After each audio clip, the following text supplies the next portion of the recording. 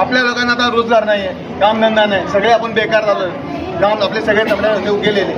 मग काही अगदी तुम्ही ब्युटी पार्लरच्या कामापासून ती ट्रकपर्यंत काही मागितले तर आपल्याला ते महामंडळ देऊ शकते.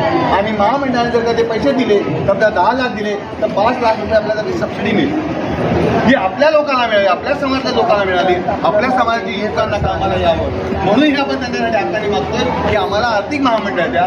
या महामंडळाच्या अर्थाने आम्हाला आलेला जो फंड आहे, जो आपल्या समाजाला येणारा फंड आहे, तो आपल्या सगळ्याच्या आर्थिक विकासाचा लागेल. सगळ्यात आपला आर्थिक विकास होईल, म्हणजे आपल्याकडे पैसे येतील आणि तेही सरकारच्या माध्यमातून येतील. म्हणून आपल्याला हे आर्थिक महामंडळ पाहिजे. मग आपल्याला जर पैसा हवा असेल तर आपल्याला 7 तारखेला हा लढा देण्याकरता त्या धरणामध्ये यावं लागेल आणि ते धरण मोठ्या प्रमाणात सक्सेस करावं लागेल. तर तुमच्या सगळ्याचं सहकार्य मी सर्व लातूर गल्लीच्या वतीने मी स्वतः सगळ्याला निमंत्रित करतो की आम्ही सगळं तुमच्याकडे हजर होणार आहोत. इंदिरानगर मधून इंदिरानगर लातूर गल्लीमधून आम्ही सगळेजण तुमच्या त्या धरण्यामध्ये 7 तारखेला आझाद मैदानावर